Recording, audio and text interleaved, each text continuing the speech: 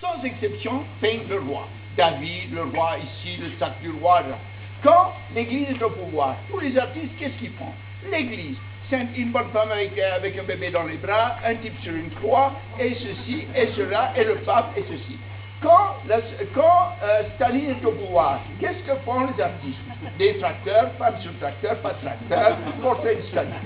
Donc, en fin de compte, le pouvoir aime se regarder dans un miroir. Et qu'est-ce qu'il y avait comme artiste à l'époque? À l'époque, il y avait le pop art, c'est-à-dire en 1960, disons 60, que le pop art, le land art, ce soit César, Armand, Christo, tout ça, qu'est-ce qu'ils ont fait? Ils ont fait ce que le pouvoir voulait se regarder. Le pouvoir, c'était qui? C'était la société de consommation. La société de consommation, c'était qui? C'est Coca-Cola. Donc, on emballe Coca-Cola, Christo.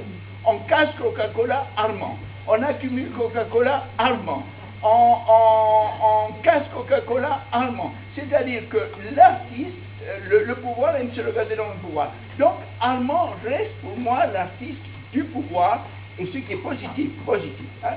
Et donc, il est l'artiste qui représente le siècle.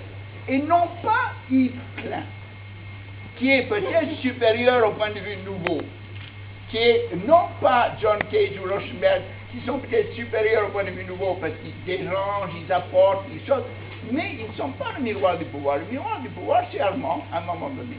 Donc, l'accumulation. Alors, Armand était revenu de New York une fois, il m'avait dit, il y a un type qui me copie.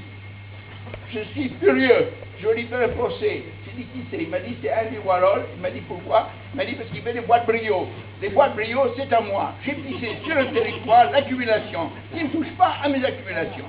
Puis, un an après, il revient, il me dit, j'ai changé d'avis avec Andy Warhol. Andy Warhol, c'est un artiste d'attitude. Il fait I don't care. Alors là-dessus, il a sabré Armand parce que Andy Warhol venait de la classe de John Cage.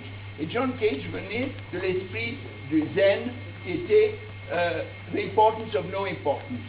Everything is life, taking silence, tout ça. Alors la force de John Cage était d'une chose. Tandis qu'Armand, sa force venait de Duchamp. Duchamp avait mis un porte-bouteille. Un porte-bouteille était une œuvre de consommation achetée au BHV. Armand l'avait pris, accumulé les porte-bouteilles. Voilà. C'est pour ça que moi je demande qu'on construise un énorme porte-bouteille, plus grand que Bernard Venier, place de la Concorde.